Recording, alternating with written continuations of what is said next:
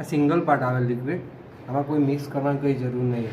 Readymade આવે, તમે direct પથ્થરની પાછળ નાખી અને એક હાથ બ્રશ લાગે ને એટલું જ ખાલી યુઝ કરો, એવું નહીં વધારે લગાવવાનું. પછી આ છે ને આને 10 મિનિટ ખાલી સુધી સુકાવા દેવાનું. બરાબર, સ્ટોપ આવે ને કેટલો મારો અંદાજ બસ પૂરેપૂરું લગાવી દેવાનું.